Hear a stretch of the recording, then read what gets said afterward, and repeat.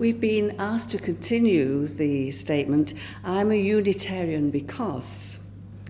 And we here at Kendal shared our answers to that question about a year ago in the schoolroom. And like then, my immediate response from the heart today is the same. Unlike Groucho Marx, who famously said he wouldn't belong to any club who accepted him as a member, I'm delighted that you, Unitarians, will have me as a member. For years, I've been a loudly declared humanist, and as such, felt myself to be someone many people edged away from. Someone without a community, with nowhere to take and explore and give form to the spiritual side of me. And I was very aware of feeling different and rather isolated. I was actively seeking a spiritual home, and dear friends, Maria and Cliff, who knew this, suggested, as I was moving to Kendal, that I try the Unitarian Church, which I'd hardly heard of. So I did, and immediately felt at home and welcomed and part of something really important. A community where difference was not just tolerated, but embraced, where our common caring concern about the world we live in, our concerns about promoting justice and fairness and equality were shared, where we rejoiced in diversity. And what diversity there is here. In this small community, we have people influenced by Buddhism, Taoism, Sikhism, as well as Christianity.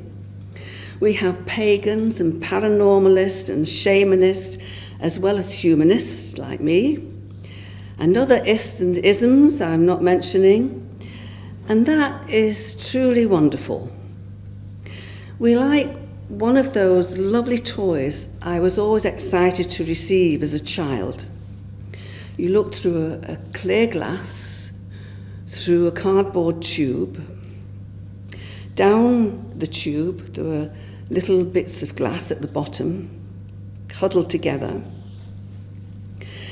They were different colours, and given a bit of a shake, an opportunity to move, they formed delightfully beautiful patterns, much, much greater than the sum of its parts. And that is why I am a Unitarian. Thank you. Can you tell me, how long have you been a Unitarian? I've been a Unitarian about 15 years off and on. This is the first Unitarian chapel I've ever been to. What particularly drew you to this chapel? We came looking for a meditation group which was advertised in the local paper, and when we got here the group wasn't on that particular day, but everyone was so warm and welcoming and showed us round and said if we wished to meditate please use the chapel, and it was one of the regular coffee mornings, so it was a busy bustling place. So this is why we chose to come to Kendal, although we don't live in Kendal, we live 11 miles away, so we travel to come each day. Yeah, and besides the meditation now, presumably you're part of the congregation. I am, yes. Shortly after we came, the minister at the time wasn't very well, so we were asked as a congregation, would anyone like to take a service? So my partner and I said yes, we would be happy to fill in while the minister was off ill. So we just kept coming, and I still take services, and I've done some lay leader training and become quite involved in the chapel. I don't say that I'm a Unitarian, but I love to tell people that I go to a Unitarian chapel and I'm proud to be a member. I'm currently training as an interfaith minister with the One Spirit Interfaith Foundation. I'm on my first year, and for me it's a journey, and I guess that's why I don't want a badge. Each month we're asked to look at a different faith, And in chatting, in between talks and so on, I've said to people, I go to a Unitarian chapel, and they say, what's that? And I start to tell them that we explore, we're on a journey together, and we look at different faiths, and we can believe what we like, and that we never stop learning. And really, it's just like the seminary, it's the same. What resonates for us, we take into our hearts, and what we find difficult, that's fine. It's somebody else's path. And although I haven't got the label, perhaps that's what makes me a Unitarian. Good morning, Marjorie. Morning. Have you been a member of Kendal Unitarian Chapel long? I was born into this chapel. I'm 87 now, and I was secretary from being 18 for 56 years. I moved away in 1961, but I still came here to chapel, and I've kept coming ever since. I didn't feel that I could go anywhere else. It's just by chance that I'm here today. 15 years ago, I was with my husband Stanley, and we were in Shrewsbury, and one evening we went for a walk, and we came past a very nice building, and as we looked at various architecture, there was a Unitarian chapel. I really didn't know much about Unitarian, I vaguely, but like most people, didn't really know. But I stopped and I read the notice board, being nosy to see what it was all about.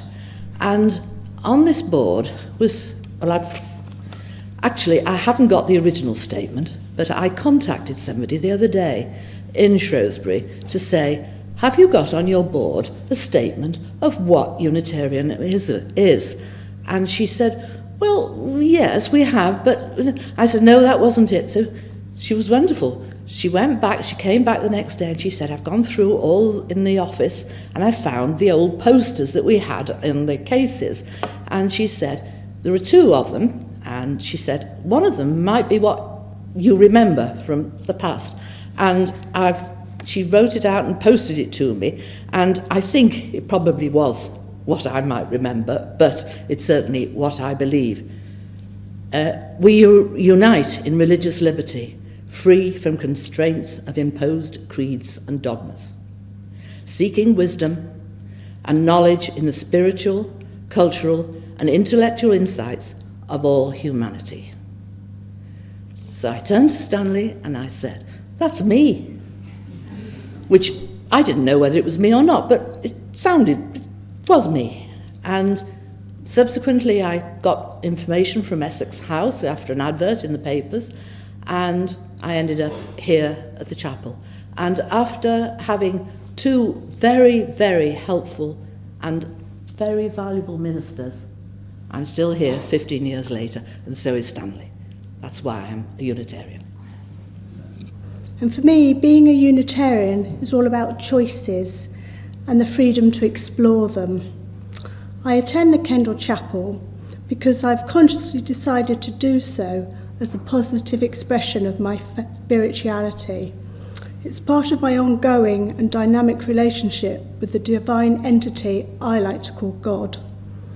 When I enter chapel, I feel as though I can bring the whole of myself, body, spirit, and mind into a sacred space. In other denominations, I have felt that it was not acceptable to be forthright in my questions or intellectual curiosity, but that I was merely expected to accept and follow certain creeds.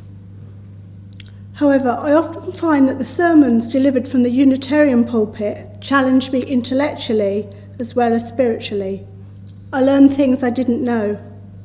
They include explanations and logical reason, as well as pure faith, which, for me, makes a more satisfying whole. Sometimes the messages that I hear can be uncomfortable, but I like to think that it is all part of my spiritual journey as I learn more about myself and the world around me. I prefer to take the roller coaster ride of life rather than play it safe on the carousel. Because even though I'm scared and excited and I don't really quite know where I'm going, It is only then that I truly feel alive and am able to practice my faith. Somehow, most of the Unitarians I've met just get it. They know what life's about, and I think that is really amazing and well worth celebrating, and that's why I'm a Unitarian. Thank you. Good morning, Celia. Good morning. You're minister of a wonderful chapel and congregation. How came you found yourself here? I wanted to come here for a very long time. When I finished my ministerial studies, I finally ended up in Rochdale, where I was going to stay for just 5 years at the most. But my father was ill, so I decided I had to stay on because Dad lived in Rochdale as well, and look after him. And just at the point where he was going to have to go into full-time care, the vacant pulpits list came out, and on there was Kendal. So I rang my daughter and said, how do you fancy a move to Kendal? Because she was staying with me at the time. And I applied, and here I am. And it's a place that I have loved. As a small child, my parents came up here on holiday to the Lake District, and I think it's kind of in my genetic makeup to love the area, and I do very much. The chapel itself is... it's an oasis. Everybody who comes through the gate says it, and it truly is. I come here when I'm feeling stressed. I don't go to work to get stressed. I give up home and come to work to just calm down. It's a beautiful place. It's a beautiful place. I noticed that yesterday your coffee room was absolutely packed. It is. We have 2 coffee mornings a week on market days, on Wednesdays and Saturdays. We're open from 9 till 12, and we have a coffee morning community. It's mostly regulars. We get other people as well, but it's mostly regulars, and they feel very attached to the place, and will help out if we're doing fundraising. At the moment it's the food bank, but we've knitted jumpers for African children, and we've done backpacks for Malawi, and the coffee morning community just mucks in and provides, and we were able to send 100 backpacks filled with clothes and books and toiletries and everything that was needed for a child to Malawi from this little tiny community of ours here just a few years ago, and the number of bags that went to South Africa with jumpers in, we lost count. They're a marvellous group of people. And gardeners? What about the gardeners? Because it's a beautiful garden. Glorious. Tony, our caretaker, has been the prime mover in looking after this garden for many, many years. I noticed this beautiful garden and lawn at the front as you walk through the gates. It's so peaceful. I believe that people's ashes are spread there. We have the ashes of members of the community, of this community, of the congregation, in the front garden, and little plaques of those who are there are often placed.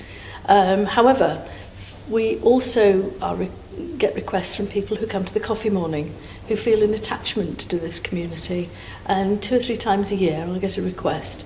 And we put those in the little tiny garden to the side of the chapel, which is our interfaith or multi-faith garden of rest, which began in Ian Marchbank Smith's time, when the sister of the leader of the small Theravada Buddhist group who meets here once a month, his sister died, and he went out to Sri Lanka and collected her ashes, brought them back, hoping to put them in one of the churches in Kendal, the Christian churches, and nobody would have them.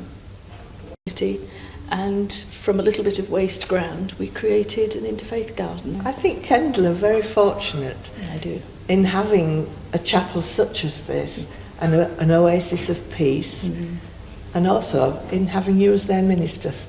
Well, that's very kind. Thank you. Bye.